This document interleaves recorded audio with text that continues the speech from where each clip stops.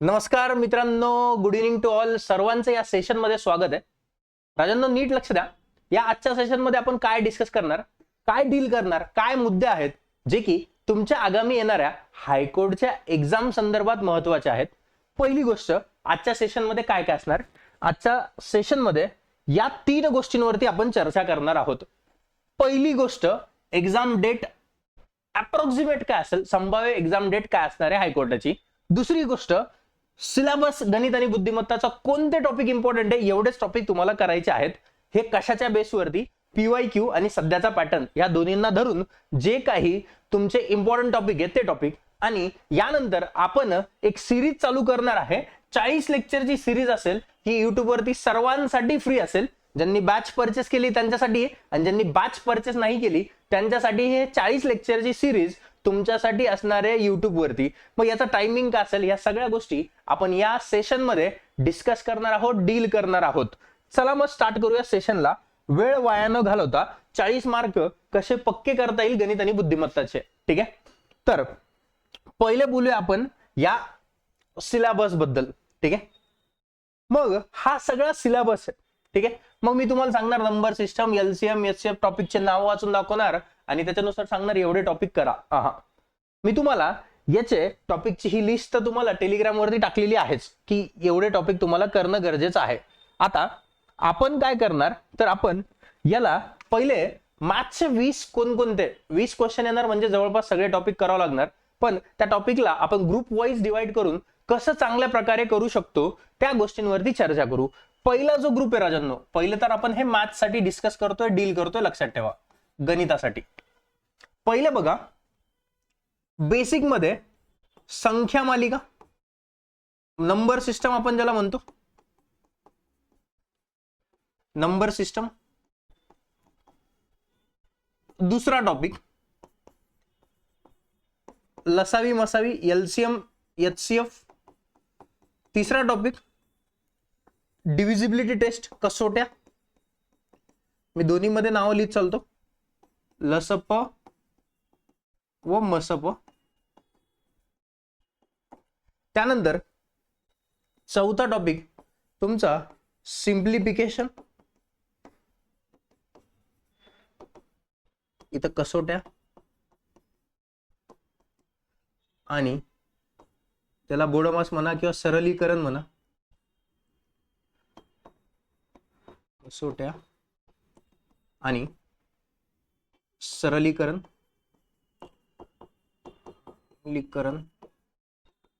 बर, आणखीन बेसिक मध्ये 5वा येईल वर्ग, वर्गमूळ, square and square root, cube आणि क्यूब रूट. हा एवढा बेसिक वाला पार्ट आहे. याचे किती क्वेश्चन येतात, ह्या सगळ्या पार्टचे मिळून तुम्ही जर बघितलं तर ह्या दोघांपैकी एक क्वेश्चन तर आहे. सिम्प्लिफिकेशनचा एक क्वेश्चन तर कंपल्सरी आहेच. ठीक आहे, लसा डिव्हिजिबिलिटी टेस्ट वरती पण क्वेश्चन आहे, कसोट्यांवरती पण क्वेश्चन आहेच. म्हणजे या प्रत्येक टॉपिक वरती आणि क्यूब वरती आणि स्क्वेअर वरती पण क्वेश्चन आहे. मागचे जर तुम्ही पेपर बघितले असेल, पेपर पण मी टेलिग्राम वरती टाकले, ते पेपर पण जाऊन बघा. म्हणजे या सगळ्यांवरती जवळपास क्वेश्चन आहे. हे जर 5 टॉपिक बघितले तर ह्या 5 पैकी तुम्हाला 4 क्वेश्चन तर कंपल्सरी भेटणार. 4 क्वेश्चन तर कंपल्सरी भेटणार.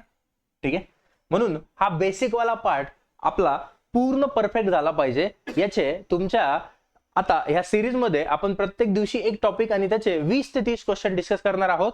अकॉर्डिंग टू टॉपिक, जेवढे महत्वाचे असतील, महत्व जास्त क्वेश्चन जास्त. जर टॉपिकचे क्वेश्चन कमी येणार असेल तर त्या टॉपिकचे कमी क्वेश्चन डिस्कस करणार. हा झाला तुमचा बेसिक वाला पार्ट. ए पार्ट मध्ये आपण याला डिस्कस केलं. आता बी पार्ट इथे लिहूया. बी पार्ट मध्ये कोणता टॉपिक येतो, तर तुमचा टक्केवारी. हा बी पार्ट आहे. टक्केवारी, नफा तोटा, प्रॉफिट लॉस ज्याला आपण म्हणतो, हा पण टॉपिकचे क्वेश्चन दरवेळेस पेपरला येतात. मागचे पीवायक्यू पण बघितले तुम्ही तर लक्षात येईल. आणि नंतर सिंपल इंटरेस्ट, कंपाऊंड इंटरेस्ट, सरळ व्याज, चक्रवाढ व्याज. मी शॉर्ट मध्ये नाव लिहितोय, वरती तुम्हाला पूर्ण नाव दिलेत. ठीक आहे ना. हा दुसरा पॉइंट, बी पॉइंट. याचे 2 क्वेश्चन टॉपिक वरती आहेत, 2 क्वेश्चन दर पेपरला आहेत. ठीक आहे, म्हणजे हे 4 आणि हे 2 6 क्वेश्चन झाले तुमचे. ठीक आहे. आता पुढे जर तुम्ही गेलात, याचा तुम्ही स्क्रीनशॉट घेऊ शकता, म्हणजे मी बाजूला सरकतो. ठीक आहे, एवढ्या टाइम मध्ये स्क्रीनशॉट होऊन जाईल. त्यानंतर तिसरा जो पॉइंट आहे, तिसरा पॉइंट कोणता, सी वाला पार्ट जो आहे तो पार्ट आहे तुमचा. त्याच्यामध्ये तुमचं येणार काळ काम वेग, मेन टाइम वर्क, काळ काम वेग, इफिशियन्सी वाले क्वेश्चन याच्यामध्ये येतील. ठीक आहे, तुम्ही जर पेपर बघितले तर SSC चे खूप सगळे क्वेश्चन इकडे कॉपी पेस्ट केलेत, ते क्वेश्चन करणं गरजेचं आहे. काळ काम वेग, नंतर तुमचं येणार याच्यामध्ये स्पीड डिस्टन्स टाइम, म्हणजे मराठीमध्ये वेग वेळ अंतर, हा पार्ट. त्याच्यानंतर तुमचे ट्रेन वाले क्वेश्चन यामधले, नंतर तुमचे बोट वाले क्वेश्चन, अपस्ट्रीम डाऊनस्ट्रीम वाले कन्सेप्ट यामध्ये येणार. ठीक आहे, या गोष्टींवरती क्वेश्चन आहे. हा झाला पार्ट सी. याचे 3 क्वेश्चन कमीत कमी पेपरला आहेत. 4 आणि 2 6 आणि 3 9, 9 क्वेश्चन आतापर्यंत डिस्कस झाले, डील झालेत. ठीक आहे, आता पुढचा टाइप आहे तुमचा पार्टनरशिप, भागीदारी आपण ज्याला म्हणतो. पहिले तर हे रेशोच्या अंडरमध्ये येतं सगळं. गुणोत्तर प्रमाण आलं तर तुम्हाला भागीदारी येणार, भागीदारी. त्यानंतर तुमचा दुसरा पुढचा पॉइंट आहे वयवारी. आता वयवारीचे क्वेश्चन यांनी एका पेपरमध्ये बुद्धिमत्तामध्ये टाकले आणि एका पेपरमध्ये गणितामध्ये टाकले, पण आपण गणितामध्ये कन्सिडर करून चालू, मेनली गणितामध्ये. तर वयवारी, नंतर गुणोत्तर प्रमाण, गुणोत्तर व प्रमाण, रेशो प्रपोर्शन. बर, हा झाला तुमचा 4 क्वेश्चन वाला पॉइंट. 14 क्वेश्चन तुमचे इथपर्यंत झाले, 13-14 क्वेश्चन. ठीक आहे, आता याच्यानंतर काही टॉपिकचे 2-2 क्वेश्चन येतील, आणि त्यानंतर दुसरं राहिलेला प्रोबॅबिलिटी वरती क्वेश्चन बनण्याचे चान्सेस आहेत, आणि बनले पण आहे. प्रोबॅबिलिटी असेल तुमची संभाव्यता, मग संभाव्यता पण आपण करून घेऊ. याच्यावरती एका पेपरला क्वेश्चन आहे, मग प्रोबॅबिलिटी आलं म्हणजे आपल्याला परम्युटेशन कॉम्बिनेशन पण करून घेऊ. याच्यावरती क्वेश्चन नाही आलाय, पण बघून घेऊ, दोन्ही सिमिलर पॅटर्न वरती, म्हणजे एक टॉपिक आला तर दुसरा येईल. आणि नंतर भूमितीचे दर पेपरला 1 ते 2 क्वेश्चन आहेत. ठीक आहे, असा मिळून तुमचा हा झाला पूर्ण 20 मार्कांचा सिलेबस. ठीक आहे, हा झाला गणिताचा पार्ट. आता बुद्धिमत्तामध्ये तुम्हाला लिमिटेड आहे. बुद्धिमत्तामध्ये कोणते टॉपिक महत्वाचे आहेत, तर बुद्धिमत्तामध्ये जर तुम्ही गेलात तर बघा, पहिला टॉपिक कोडिंग डिकोडिंग. सध्या हे खूप ट्रेंड मध्ये आहे. तुम्ही जिथं पण रिझनिंग 25 मार्काला येतं, रिझनिंग ज्या पण पेपरला 25 मार्काला येईल, तुम्हाला जे पहिले 3 टॉपिक सांगतोय त्याचे तुमचे किती क्वेश्चन येतात, 6 ते 7 क्वेश्चन मिनिमम येतात. कोणकोणते टॉपिक, कोडिंग डिकोडिंग, मराठीमध्ये त्याला सांकेतीकरण आणि विसंकेतीकरण म्हणतात. ठीक आहे, त्याच्यानंतर दुसरा टॉपिक आहे अल्फाबेट सिरीज, अक्षर मालिका. तिसरा टॉपिक कोणता आहे, एनालॉजी. ठीक आहे, सहसंबंध. या 3 टॉपिकचे मिळून जिथं 25 मार्काला रिझनिंग येतं, 6 ते 7 क्वेश्चन येतील, आणि इथे जवळपास 4 क्वेश्चनचा पार्ट तुमचा इथेच कव्हर आहे. 4 ते 5 पकडून चला, 4 ते 5 क्वेश्चन या 3 टॉपिक वरती आहे, आणि एकच कन्सेप्ट मध्ये या सगळ्या गोष्टी क्लिअर होतात. त्यानंतर पुढचा जो टॉपिक आहे खूप महत्वाचा, रांगा आणि रांगावरील उदाहरणं, रोज अँड रँकिंग. याचा एक क्वेश्चन तर कंपल्सरी आहे. ए हा रांगेमध्ये डावीकडून 3रा आहे, उजवीकडून 17वा आहे, तर त्याची जागांची अदलाबदल, असे काहीतरी क्वेश्चन रांगावरती बनतात. ठीक आहे ना, मग त्या क्वेश्चन वरती.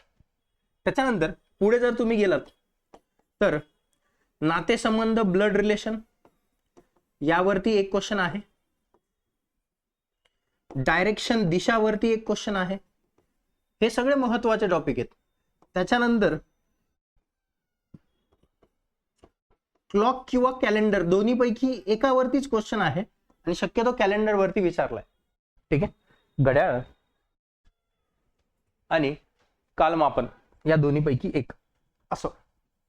त्याच्यानंतर तुमचं पझल इकडं विचारलं नाही, पण मागच्या वेळेस पझल विचारलं नाही, ह्या वेळेस विचारू शकता, त्याची पण प्रॅक्टिस आपण करून घेऊ. हे झाले टॉपिक. आणखीन कुठले टॉपिक आहेत तर राजांनो, नॉन व्हर्बल वरती पण क्वेश्चन विचारलेला नाही, पण मला असं वाटतं की काउंटिंग फिगर वरती किंवा लपलेली आकृती ओळखा, पुढची आकृती ओळखा, याच्यावरती क्वेश्चन बनण्याचे चान्सेस आहेत. हे दोन टॉपिक पझल आणि नॉन व्हर्बल रिझनिंग यांचे क्वेश्चन बनतील. ठीक आहे, आणखीन कोणते टॉपिक आहेत जे की या लिस्ट मध्ये आहेत बघा.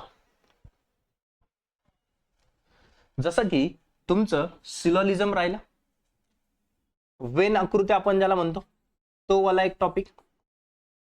ठीक आहे, वेन आकृत्या.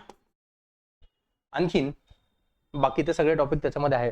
आता हे alpha numerical, coding decoding, alphabet series, classification आणि एनालॉजी हे सगळे एकाच पॉइंट मध्ये आपण त्या 3 टॉपिक मध्ये डिस्कस करणार, म्हणून त्याला वेगळं नाव नाही दिलं.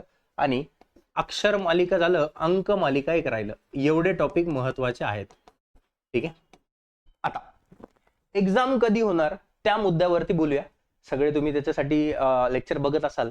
एक्झाम कोणत्या दिवशी होईल तर राजांनो, हे नोटिफिकेशन तुमच्यापैकी भरपूर जणांनी बघितलं असेल की ही जे आहे हे एक पत्रक आहे. तर यामध्ये जर तुम्ही बघितलं असेल की म्हणजे किती एप्रिल सांगितले ते 26 एप्रिल 2026 ला रविवार परीक्षा केंद्र उपलब्ध आहेत किंवा नाही. ठीक आहे ना, म्हणजे त्या दरम्यान तुमची एक्झाम होण्याचे चान्सेस खूप जास्त आहे. 26 एप्रिलच्या आसपास तुमची एक्झाम असेल, त्याच्या मे बी जवळपास कुठतरी एक्झाम होईल. तर मग त्या अनुषंगाने आपण ही सिरीज चालू करणार आहोत आणि हे सेशन सर्वांसाठी ओपन असणार आहेत. किती सेशन आपण कंडक्ट करणार आहोत? 40 सेशन कंडक्ट करणार आहोत. ठीक आहे, हे सेशन 1 ते 2 तारखेपासून चालू होईल, म्हणजे 1 किंवा 2 मार्च. 1 मार्चला संडे, तर मे बी 2 मार्च पासून आपण हे सेशन आपण सकाळी 11 वाजता ठेवणार आहोत. ठीक आहे, 11 किंवा 10:30 असा काहीतरी टाइम असेल. तर त्याचं नोटिफिकेशन आपल्या टेलिग्राम वरती येऊन जाईल. ही PDF सिलेबसची टेलिग्राम वरती असेल. बाकी काही माहिती लागली कोणत्या बॅचेस बद्दल किंवा कोणत्या ऍड बद्दल तर ही टेलिग्राम वर येत असते. तर टेलिग्राम चॅनल एमर्स बाय मंगेश सर ते जॉईन करून ठेवा, जेणेकरून तुम्हाला ह्या सगळ्या अपडेट्स भेटेल. आणि अशाच एका नवीन व्हिडिओमध्ये आपण पुन्हा एकदा भेटूया, पुन्हा अशाच एका व्हिडिओमध्ये. तोपर्यंत तुमची रजा घेतो. जय हिंद टू ऑल.